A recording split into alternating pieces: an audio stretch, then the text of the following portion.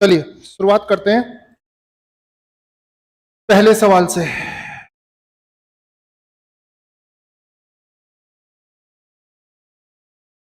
पहला सवाल,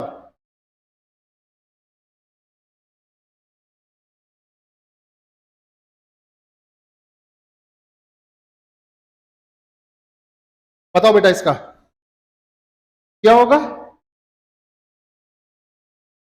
देखो बच्चे, शांत जल में नाव की चाल कितनी दी है और बेटा धारा की चाल कितनी दी है, तो ये बताओ बेटा डाउन स्ट्रीम स्पीड कितनी हो जाएगी। 18 प्लस 6 24 किलोमीटर पर आवर।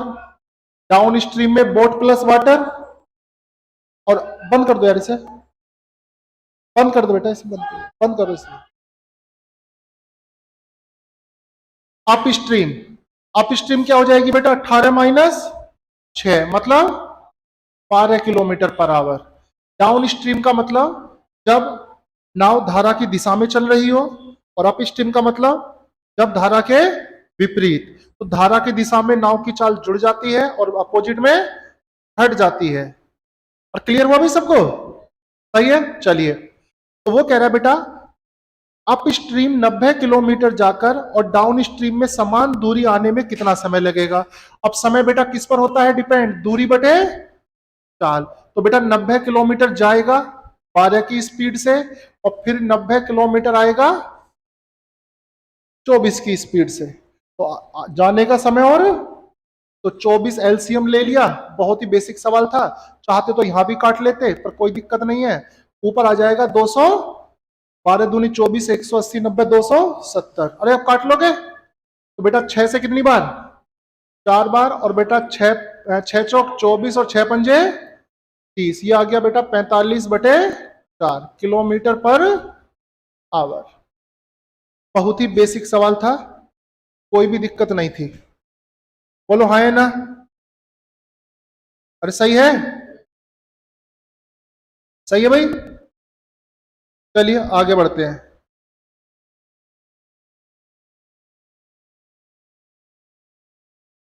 बताओ बेटा। नहीं, बी होगा। सही है। देखो दो तरीके हैं। पहला, जब भी आज के बाद आंतरिक कोण, सुनो बेटा ध्यान से, जब भी आज के बाद आंतरिक कोण और बाह्य कोण का अनुपात दे, तो बच्चे डायरेक्ट करना चाहते हो, बच्चे उस अनुपात को n-2/2 के बराबर रख देना। कितना है बेटा, आंतरिक कोण बाह्य कोण से कितना है, दुगना। तो बेटा ये वाला ऊपर आंतरिक कोण और नीचे वाला बाह्य कोण, डायरेक्ट तो ये हो जाएगा। n क्या है बेटा यहां पर, number of sides, number of side. फिर सुन लीजिए बेटा, ये आंतरिक कोण है इनर और ये कौन सा है आउटर, समझ गए। फिर सुन लो, जब भी आज के बाद आपको किसी भी पॉलीगन में आंतरिक कोण और बाह्य कोण का अनुपात दे दे, ऐसे बता दे, तो आंतरिक कोण और बाह्य कोण को किस अनुपात में रख दोगे, n-2/2। अब ऐसा क्यों होता है वो भी समझ, अच्छा तो कर लोगे, 2 दूनी और इधर आके 6। अच्छा ऐसा हुआ क्यों वो भी समझ लीजिए। बेटा देखिए, जो आंतरिक कोण है, जो बेटा आंतरिक कोण होता है वो बेसिकली ये होता है n-2 इंटू 180/n। आंतरिक कोण का फार्मूला ये होता है, किसी भी बहुभुज में आंतरिक कोण निकालने का फार्मूला होता है n-2 180/n। n क्या है, भुजाओं की संख्या। और बेटा जो बाह्य कोण है, बाह्य कोण का फार्मूला बेटा ये होता है 360।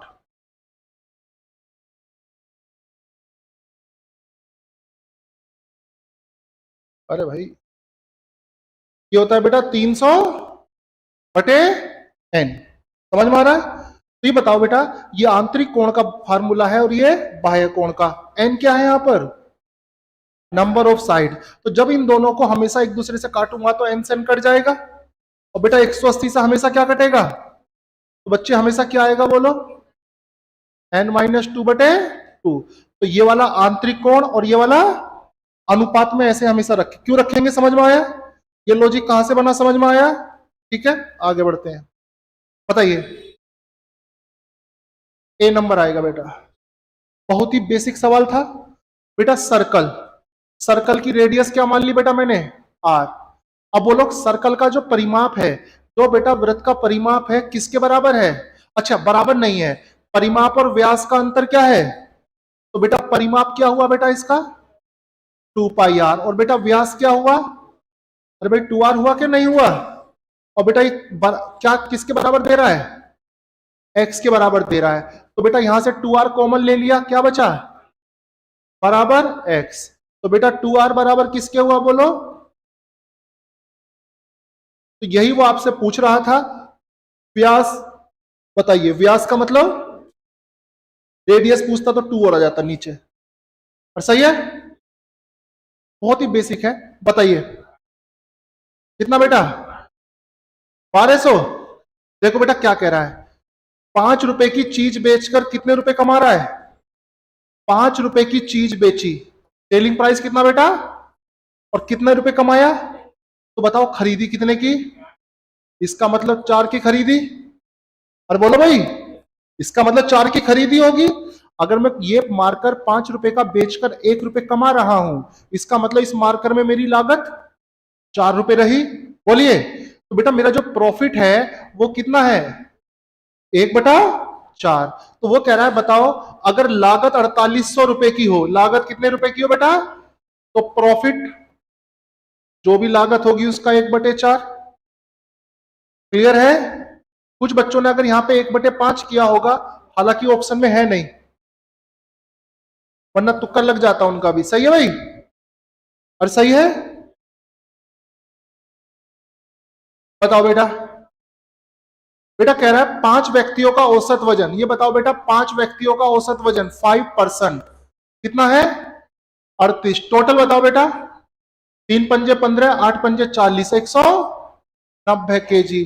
फिर कह रहा है बेटा 5% प्लस एक बोट, कितने हो गए टोटल ऑब्जेक्ट 6 हो गए, औसत वजन कितना है 52, टोटल बताओ बेटा, अब बताओ ये कितने परसेंट है 6, तो 6 दूनी 12, एक 6 पंजे 30 और एक 31, अरे सही है, तो बताओ बेटा यहां जो डिफरेंस आ रहा है वो किसकी वजह से आ रहा है, बोट की वजह से आ रहा है, तो घटा लोगे कितना 122, सही है, अरे ठीक है, कितने बेसिक बेसिक से सवाल है यार, ये तो सबने निपटा दिया होगा, ए, ए होगा क्या होगा डी, किसी ने ये तो नहीं लगा दिया कि 11 एकम 11 सॉरी 77 एकम 77 77 77 77, पक्का ये किया किसी ने, किसने किया ये, अरे बोलो, अरे सच बोलो भाई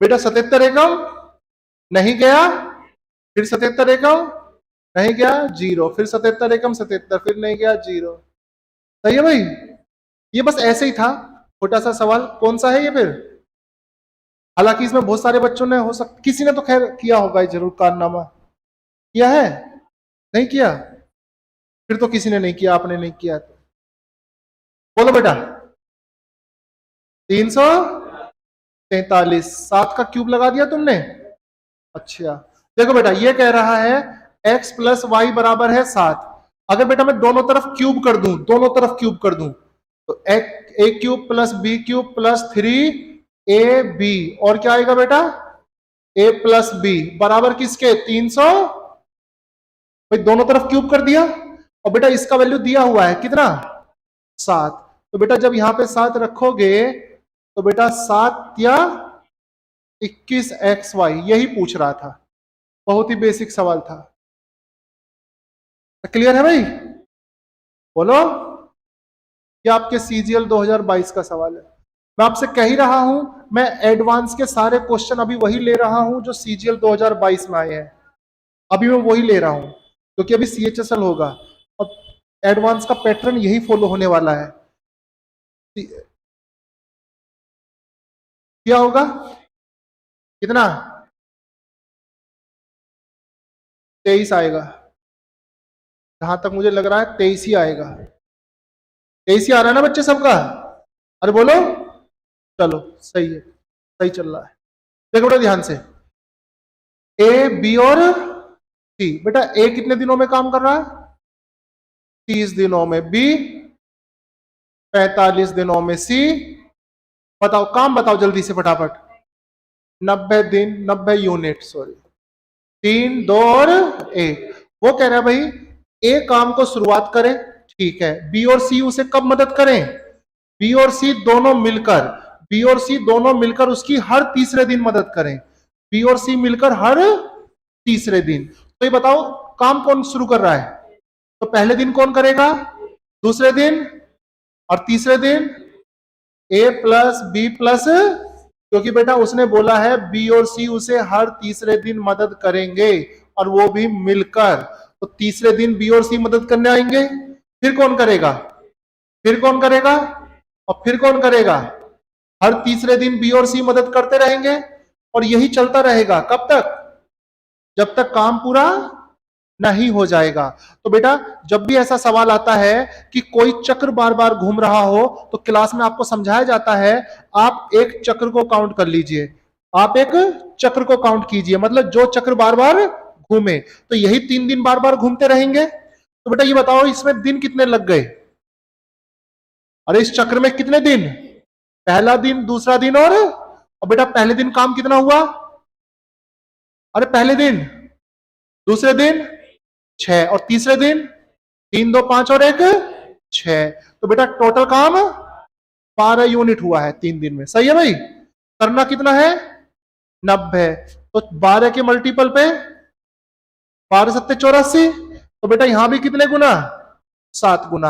आप ध्यान दिए जब भी ऐसा सवाल आए आप एक चक्र तो काउंट करेंगे लेकिन चक्र को कभी तोड़ के इस्तेमाल नहीं कर सकते।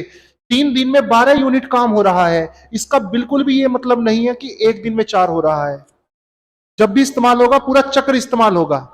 3 दिन में 12 यूनिट काम हो रहा है, इसका बिल्कुल ये मतलब नहीं है कि एक दिन में 4 हो रहा है, क्योंकि पहले दिन कुछ और है, तीसरे दिन कुछ और है। तो जब भी इस्तेमाल होगा ये चक्र पूरा ही होगा, ये कभी आप एवरेज पे यूज नहीं कर सकते कि 3 दिन बराबर 12 तो एक दिन बराबर 4।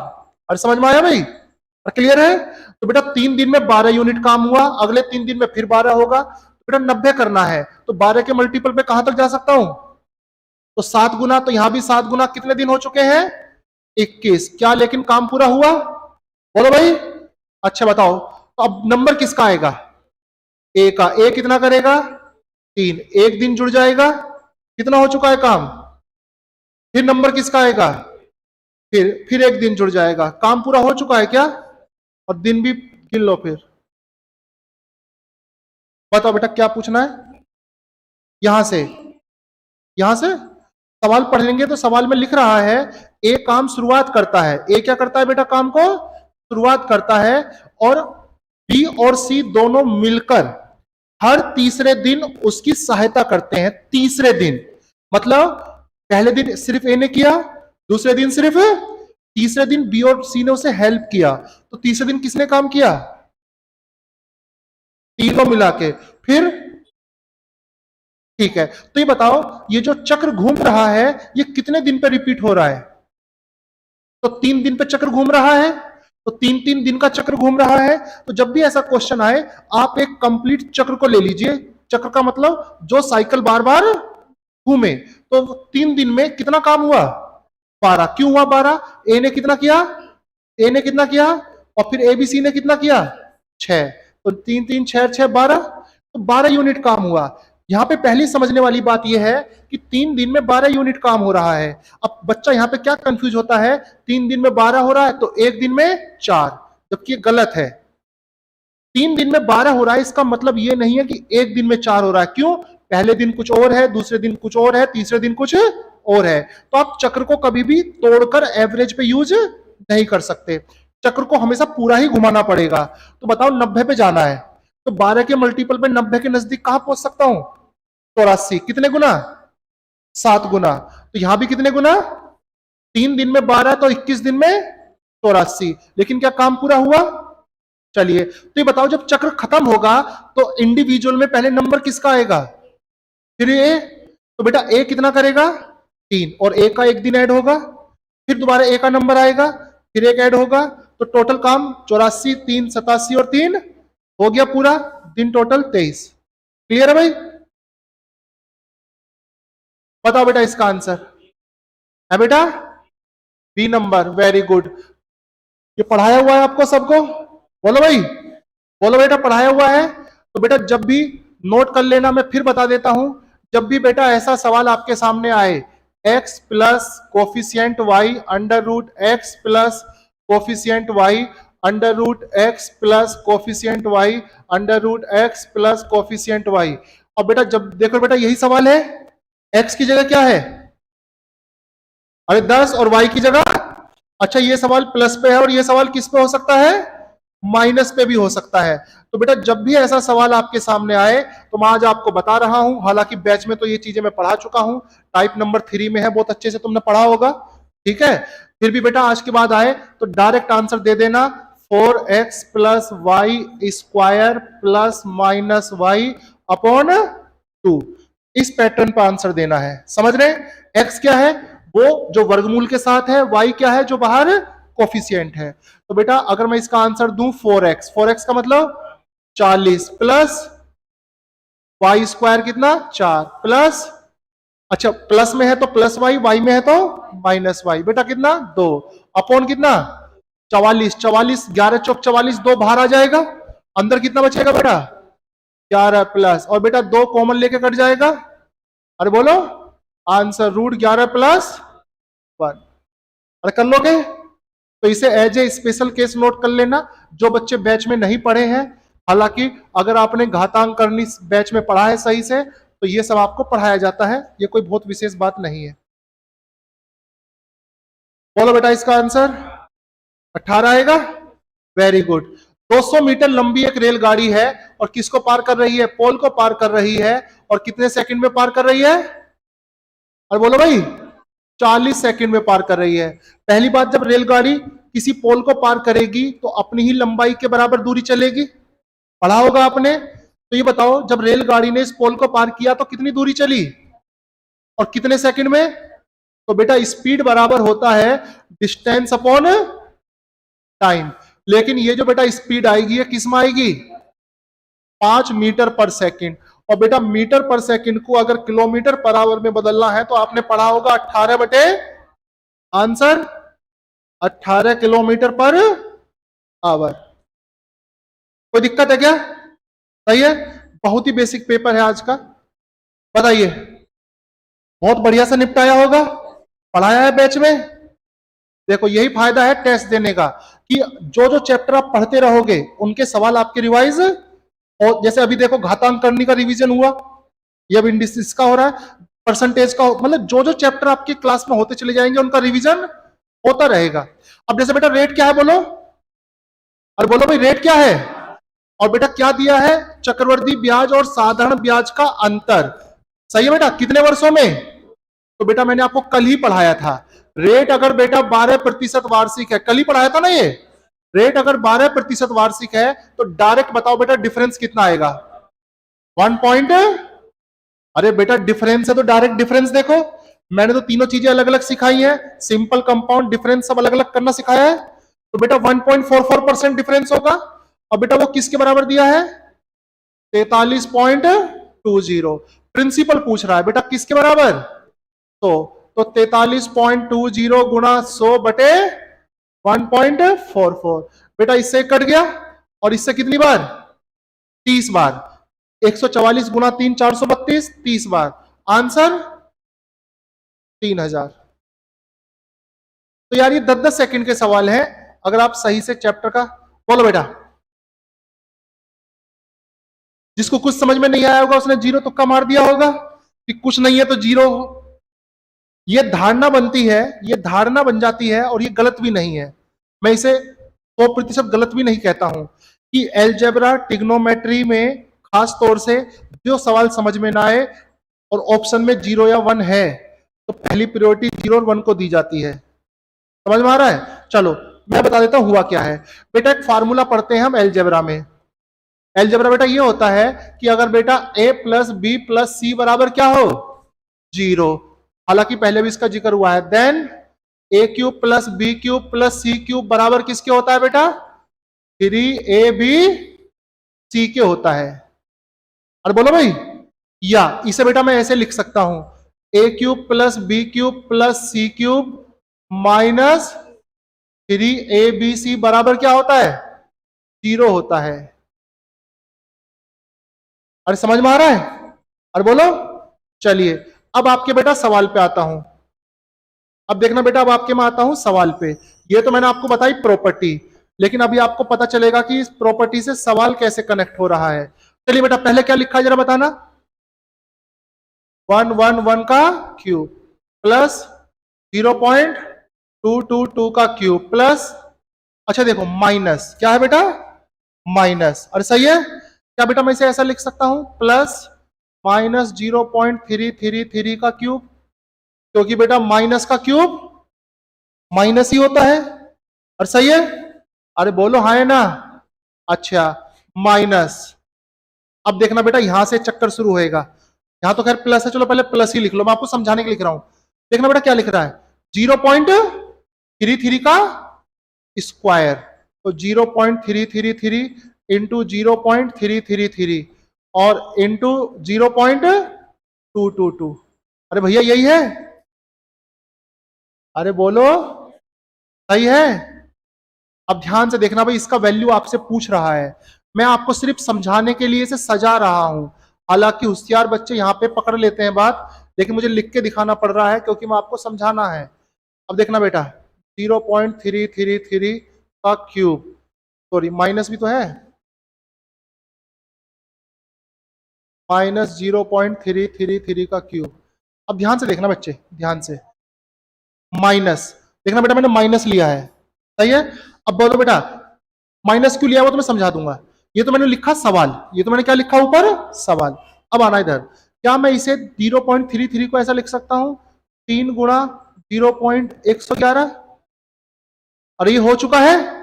अब देखना, अब इसे लिख रहा हूं 0.222। अरे सही है भाई? और बेटा देखो इसे क्या लिखने वाला हूं, माइनस 0.333। अब बेटा ये माइनस जब यहां आएगा तो क्या बन जाएगा? और सही है भाई? बोलो।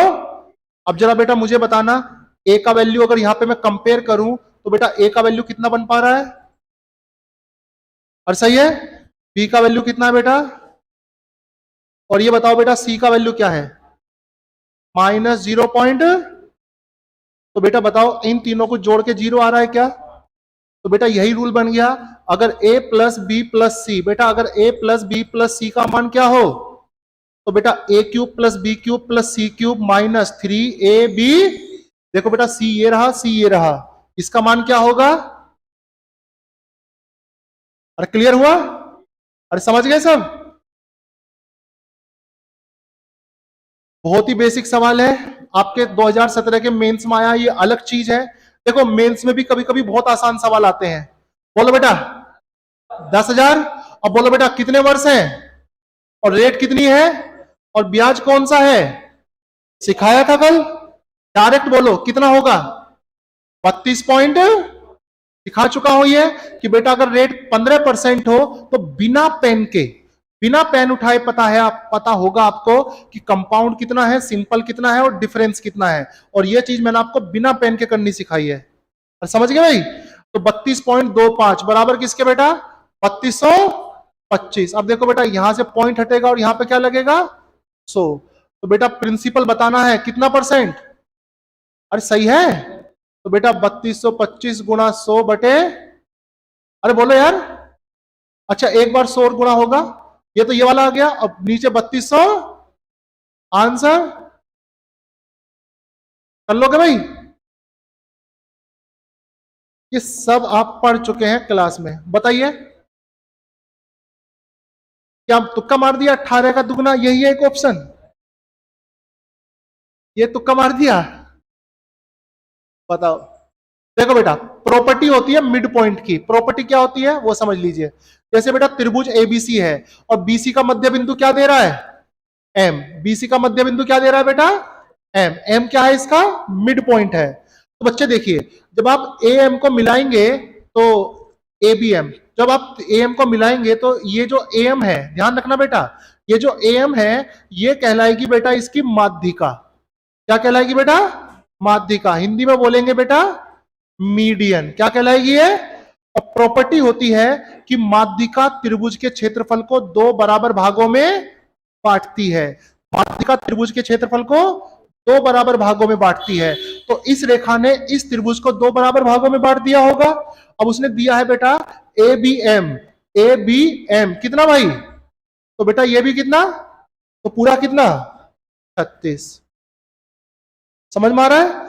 माध्यिका पूरे त्रिभुज के क्षेत्रफल को बेटा दो बराबर भागों में बांटती है। या आप लिख सकते हैं त्रिभुज को दो बराबर भागों में बांटती है, दो बराबर भागों में बांटती है। बहुत ही बेसिक सवाल था।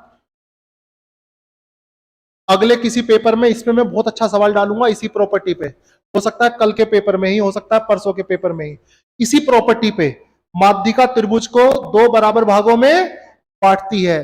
तो ये भी आसान दिख रहा है, वो बहुत ही अच्छा सवाल होने वाला है तुम्हारे लिए। तुम्हें लगेगा कि यार इसी प्रॉपर्टी का कितना अच्छा इस्तेमाल किया होगा उस सवाल में। मैं तुम्हें हिंट दे रहा हूं, इस प्रॉपर्टी पे अगले पेपर में कल या परसों जब भी मैं एक अच्छा सवाल लेके आऊंगा। सही है, ध्यान रखना इस प्रॉपर्टी को।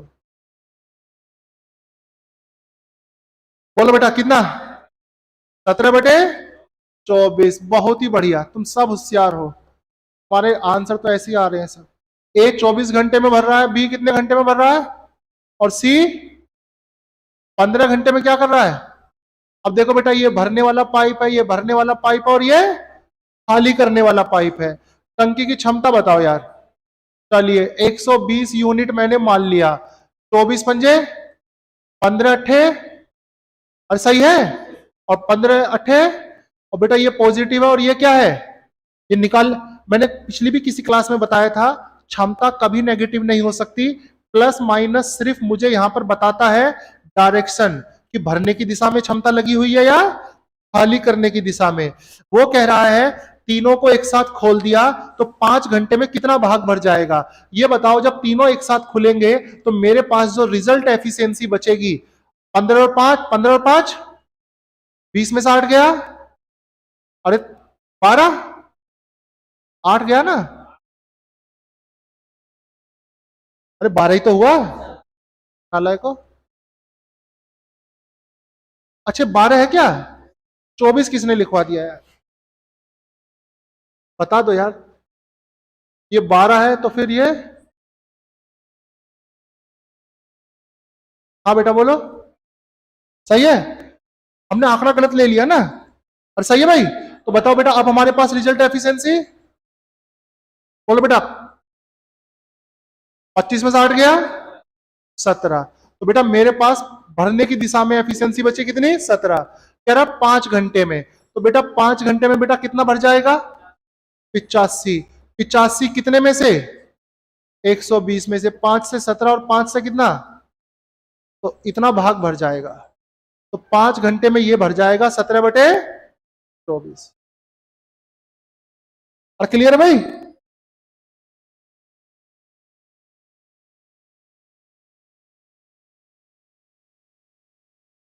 चलो आगे बढ़ते हैं। यही सवाल था ना अगला, हाँ यही था। चलो बेटा बताओ।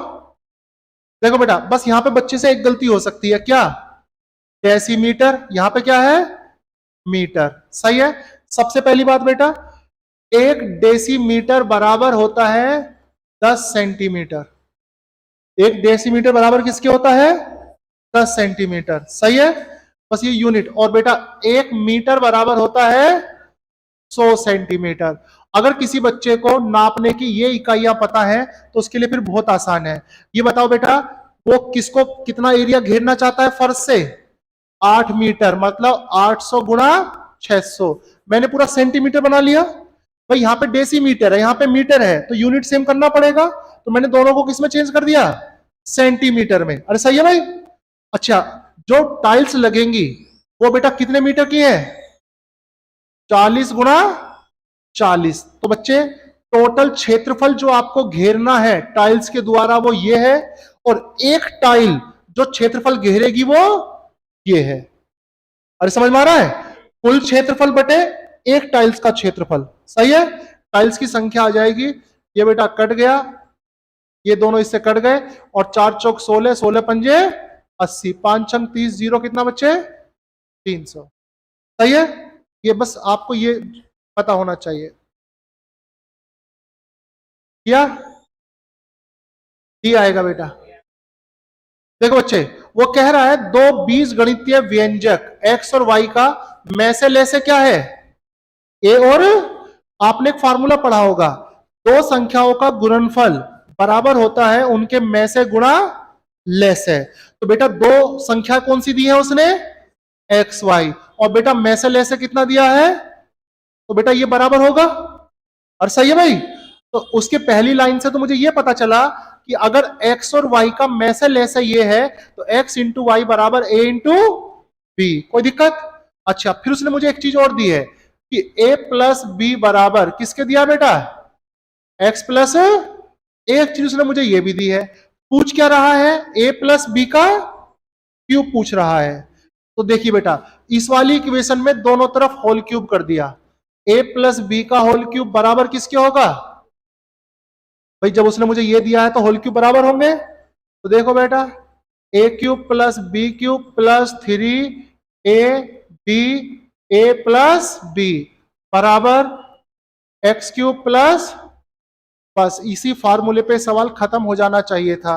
अब ये बताओ बेटा, ए इंटू बी की जगह क्या रख सकता हूं, और बेटा ए प्लस बी की जगह क्या रख सकता हूं, तो बेटा ये इससे कट जाएगा, कट जाएगा भाई, क्यों कटेगा पता चला, तो बस आ गया, ए क्यूब प्लस बी क्यूब बराबर किसके,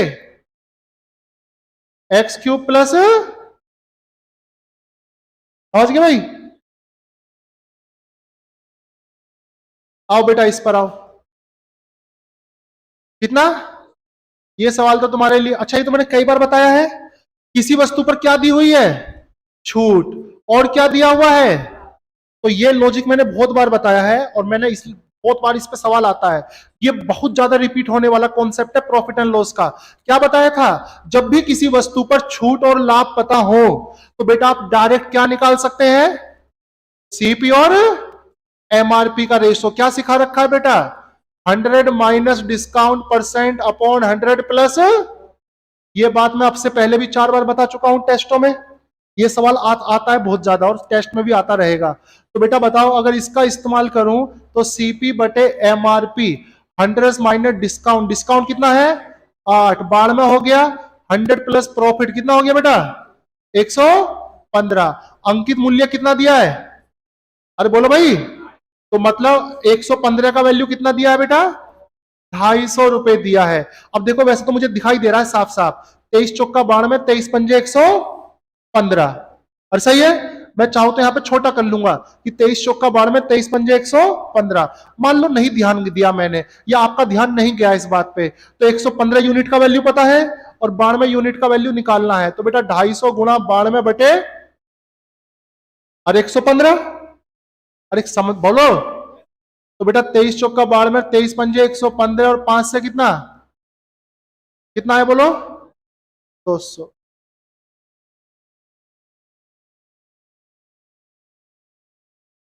क्या किसी ने, ये आएगा बेटा, देखो बेटा ध्यान से समझिए, बहुत ही बेसिक सवाल है, बहुत ही आसान सवाल है। पहले मुझे ये बताओ, ध्यान से देखना बच्चे, देखिए एक लाइन का सवाल हम इसे कैसे बना देंगे, दिखने में लग रहा है कि बहुत भयंकर है बहुत ही आसान। जिस बच्चे, अब देखो जो बच्चे इंडिसिस सर्च क्लास में पढ़े हैं उनको मेरी एक बात याद होगी, मैंने 50 बार ये क्लास में दोहराया है कि घातांक करनी इसलिए पढ़ना जरूरी नहीं है कि वो खुद में एक चैप्टर है, वो इसलिए पढ़ना जरूरी है कि अलजेब्रा में उसका बहुत ज्यादा इस्तेमाल होता है, सिखाया भाई ये बात। अब देखो बेटा, अभी बताओ बेटा, जो पहले पूछ रहा है पहले उसे देखते हैं, x square plus y square plus x y, क्या इसे ऐसा लिख सकता हूं, एक्स प्लस वाई का whole square minus x y, जरा सोच के बताओ, बोलिए, क्योंकि बेटा जब इसका होल स्क्वायर ओपन करोगे x square plus y square plus 2xy minus x y बचेगा। अच्छा, नीचे वाले को भी x प्लस वाई का होल स्क्वायर माइनस 3xy लिख सकता हूं, जब इसका होल स्क्वायर ओपन करोगे x square plus y square plus 2xy minus, और यही बचेगा, बोलो भाई। अब देखो बेटा जरा ध्यान से देखो, x और y एक दूसरे के अपोजिट है, अपोजिट है, तो बेटा कट के क्या आएगा, तो बेटा एक्स वाई का वैल्यू तो साफ साफ दिखाई दे रहा है, तो वैल्यू किसका निकालना है, बोलो भाई। और बेटा मैंने आपको घातांक करनी में बहुत अच्छे से पढ़ाया है, जब भी कभी a plus b, a minus b plus a minus b upon a plus b का स्ट्रक्चर आ जाए, जब भी बेटा ये आ जाए तो इसको डायरेक्ट सोल्व करने का तरीका क्या है, 2a² प्लस, अरे सिखाया कि नहीं सिखाया है, अरे बोलो है ना, सिखाया भाई। तो ये बताओ बेटा, अब देखो बेटा x और y क्या है, a plus b upon a minus b, a minus b upon a plus b, यही है। तो बेटा बताओ, अगर यहां से x प्लस वाई सोचना चाहूं, इन दोनों को जोड़ना चाहूं, तो 2, 5 का स्क्वायर 5, अरे सही है, अरे √5 का स्क्वायर 5, 3 का स्क्वायर 3, समझ गए, 5 माइनस 3 2, तो बोलो बेटा कितना आया, खत्म। 8 का स्क्वायर माइनस 1, 64 माइनस, तो बेटा 63/61, समझ गए। ये इतना ही आसान था। अगर आपने घातांक करने को अच्छे से पढ़ा है तो ये स्पेशल केस आज के बाद नोट कर लेना, ये बहुत ज्यादा रिपीट होता है घातांक करनी में भी और आपके अलजेब्रा में भी। इसे as a special case note करना, सवाल को सीखने को मिलेगा बहुत कुछ जब रिवीजन करोगे। आइए, किया, कितना आ रहा है, 1 आ रहा है। चलिए देखिए, देखो वैसे तो बहुत तरीके हैं, लेकिन ट्रायल मेथड से करेंगे तो थीटा बराबर 0 पुट कर लीजिए, थीटा बराबर 30 डिग्री पुट कर लीजिए, थीटा बराबर 60 डिग्री पुट कर लीजिए, थीटा का मान पुट कर लीजिए, लेकिन बस ऐसा पुट मत करना जिसपे इनफाइनाइट क्रिएट हो। जैसे मैं 45 डिग्री पुट करूंगा तो tan 45 का मान तो 1 माइनस 1 समथिंग अपॉन 0। तो जब भी ऐसा हो ट्रायल मेथड लेना हो तो वो एंगल छोड़कर जो पे जिसपे इनफाइनाइट बनता हो ट्रायल मेथड यूज कर सकते हैं, आंसर आ जाएगा। कोस स्क्वायर का वैल्यू 1/2 माइनस 1, और बेटा ये है आपका tan 0 का वैल्यू, अरे tan 0 का वैल्यू, हाँ बोलो, है बेटा, ओ सॉरी दिमाग में 45 ही रह गया मेरे, 45 क्यों पुट नहीं करेंगे पता चला भाई, 45 बेटा क्यों पुट नहीं करेंगे पता चला, क्योंकि 45 पुट करने के बाद यहां पर क्या आ जाएगा, इनफाइनाइट आ जाएगा, सही है, समझ गए। तो 45 नहीं तो फिर कौन, 0 पुट कर लीजिए। बस ये ध्यान रखना ट्रायल मेथड में या प्लस है क्या दोनों जगह, बेटा ट्रायल मेथड में, हालांकि मुझे थोड़ा सा मिसप्रिंट लग रहा है, ये 1 प्लस, ये तो कट के 1 ही हो रहा है ना बेटा, 1 plus tan theta upon 1 plus tan theta क्या हो गया, तो मुझे ये लग रहा है कि यहां पे 1 माइनस, अरे समझ में आ रहा है, अरे समझ गए, तो मुझे थोड़ा सा उसमें भी है क्या ऐसा ही, सेम है, चलो इसे देख लेना, थीटा बराबर 0 पे इसे चेक कर लेना, वैसे सही है। बताओ कोस 0 का मान 1 माइनस 1 अपॉन 1 प्लस tan 0 का मान अपॉन 1 माइनस 0, बताओ बेटा प्लस, अरे कट गया ना, अरे 2/2 भी तो 1 होगा, तो फिलहाल मैं इस सवाल के हिसाब से चल रहा हूं, 2 माइनस 1 1, कितना बचा बेटा, आंसर कितना, तो अगर यही सवाल है तो आंसर 2 है, हालांकि मुझे डाउट है कि यहां पे क्या होना चाहिए, माइनस। बताओ बेटा इसका 100 221, इसे भी बेटा as a special case note करना, बहुत क्वेश्चन आए हैं इस बार। बेटा फोर्थ प्रोपोर्शनल, ये जो बेटा फोर्थ प्रोपोर्शनल है, अगर बेटा आपको ए बी एंड सी का फोर्थ प्रोपोर्शनल बताना है तो बच्चे b इंटू सी बटे, मतलब अगर किन्हीं 3 संख्याओं का चौथा अनुपात बताना है तो दूसरे और तीसरे को मल्टीप्लाई करके पहले से क्या देना होता है, भाग। तो बताओ बेटा किसका करें, 273 गुणा 153 बटे कितना 189, 3 से काट लो या 6 से काट लो या 9 से काट लो या 3 से काट लो, 9 3 6 18 और 3 तिया 9 और 3 निम 27, 3 कट रहा है बेटा, 21 से किससे कट रहा है, 13, 7 से कट जाएगा, 7 निम 63 और 7 से कितना 13 और 9 से 9 एकम 9, कितना भाई 9 सत्ते 63, तो 13 गुणा 17 21, 7 या 21 221 यूनिट, सही है भाई। किया? कौन सा? बी? डी? चले देख लेते हैं, मुझे नहीं पता क्या आएगा, तुम बता रहे हो तो मैं मान रहा हूं। क्या कह रहा है बेटा?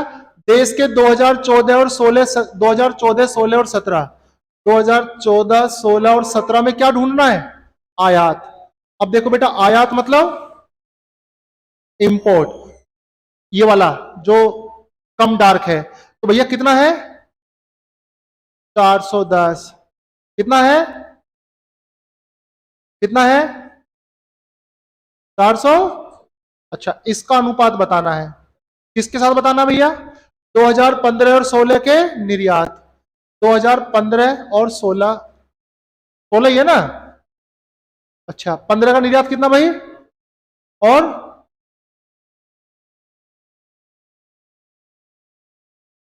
बस जोड़ लो, कितना आ रहा है? 1210। और ये 1100, 11 से 11 बार और 11 से 10 बार। सही है? फालतू सा सवाल था ये, बताइए।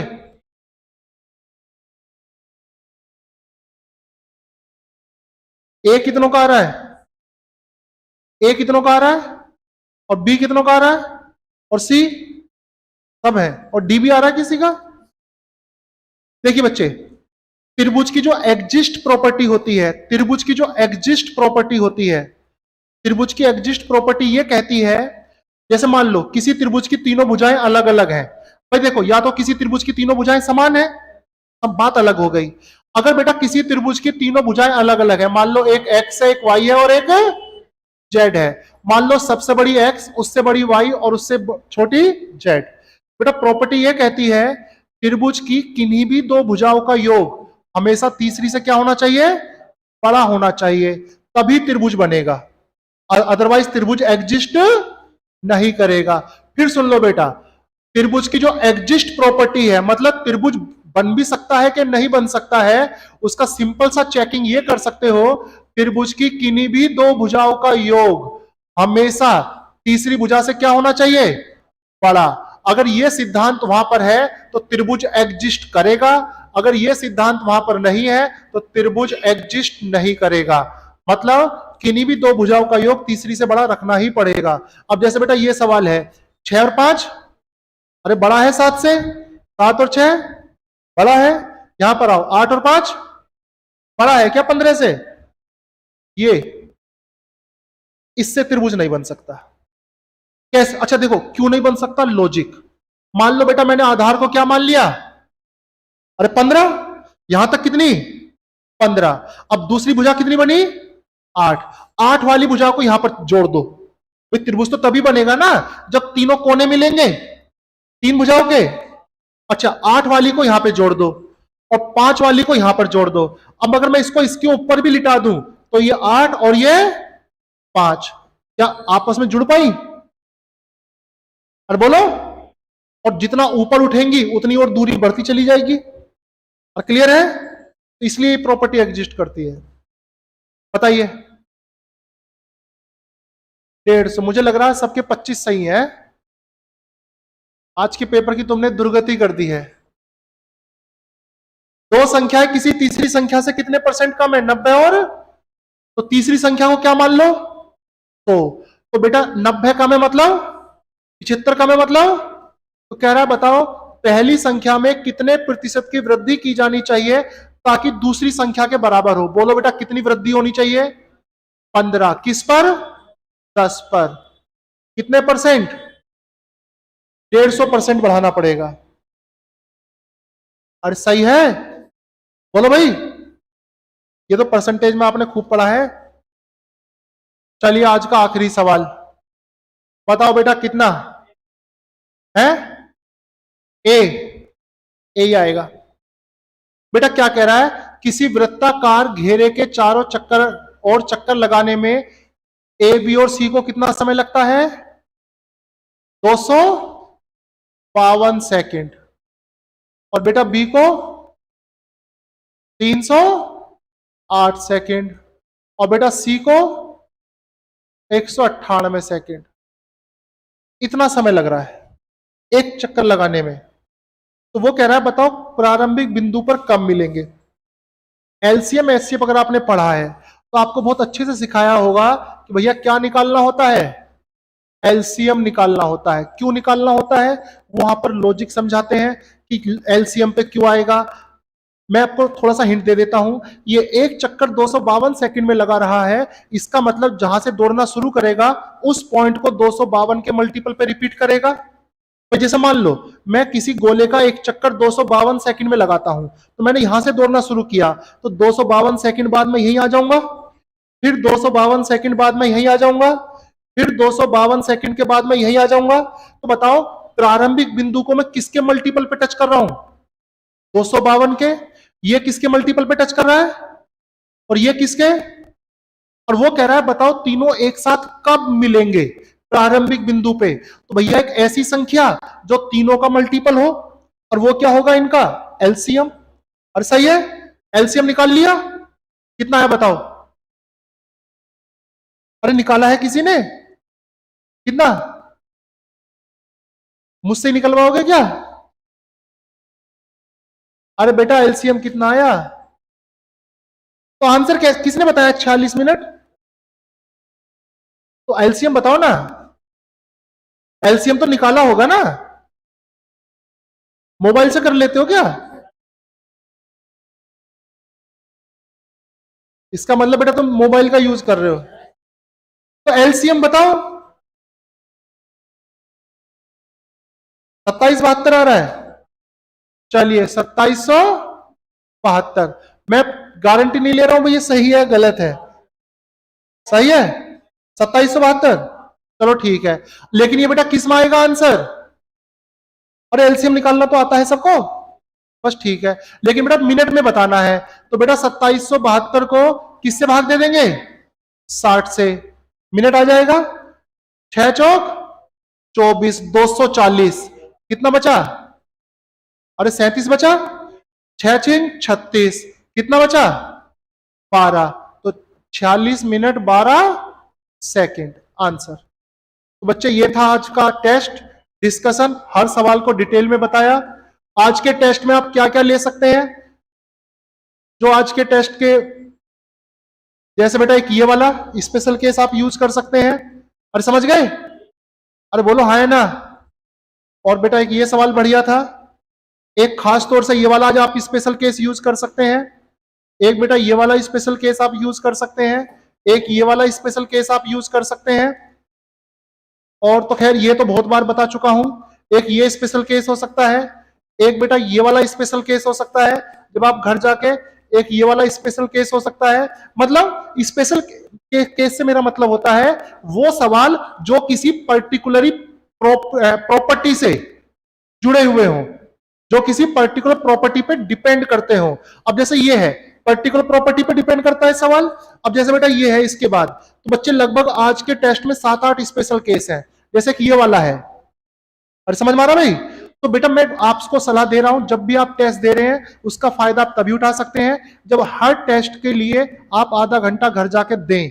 कम से कम इतना तो कर लें कि हर टेस्ट में जो भी 6, 7, 5, 4 अच्छे सवाल स्पेशल केस पे हो उन्हें नोट डाउन करें, ताकि भविष्य में 2 महीने बाद जब भी कॉपी खोल के देखोगे तो तुम्हें जो खुशी होगी ना कि यार हर सवाल एक स्पेशल केस है, तो रिवीजन करते करते नॉलेज बढ़ेगी आपकी। ठीक है भाई, अरे बोलो, चलिए तो फिर मिलेंगे कल, और बताओ।